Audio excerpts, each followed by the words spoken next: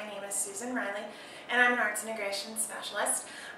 For today's techniques, we're going to be looking at some great books that connect arts integration skills and offer the opportunity for students to explore reading in a variety of ways. These are just happen to be some of my favorites. They're not all of them by any means, but it kind of gets you started and gives you some tips for using these books in an arts integration classroom. Okay, so the first one that I want to highlight is the Shel Silverstein poem books.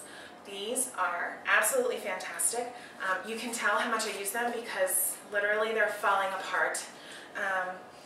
But I have the set of three, A Light in the Attic, Where the Sidewalk Ends, and the other one is escaping my name right now, or my mind right now, but all three of them are worthwhile investments. The reason I love this book and these poem books is, number one, the illustrations are great, but it also allows for some interpretation, and we can kind of look at that in terms of artistic technique.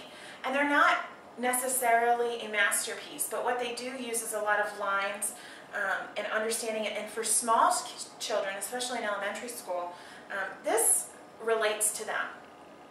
So you can look at this and extend this even further when you're studying line and how to use illustration to study line.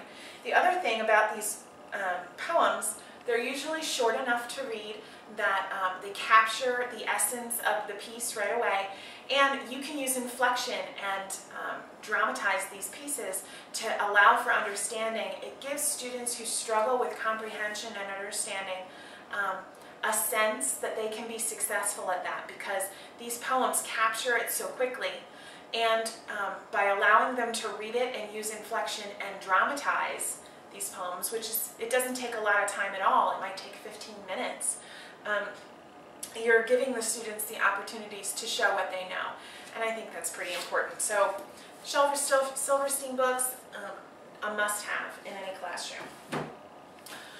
I absolutely adore this book. I think I could probably read this in my sleep. It's The Big Wide-Mouthed Frog by Anna Martin Larinyanga. I think I said that right. This book, the reason I love this is because of the way that you can read it, how you can change your voice tool while you're doing that. And really, I'm working through the Actor's Toolbox that's been highlighted by Sean Lane so incredibly well. For instance, let me just read the first couple of pages. Once there was a big, wide-mouthed frog with the biggest, widest mouth you ever did see. And one day, that big, wide-mouthed frog hopped off to see the world. Hop, hop, hop, hop. And the students could narrate this. They can add musical instruments to this. But you see what I'm saying about in terms of using your voice tool. You can change the words on this so dramatically using your voice and using your facial expressions.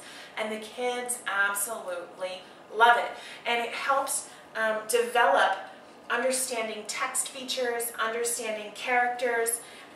It's just an incredible book for all of those Common Core reading skills that we're looking for.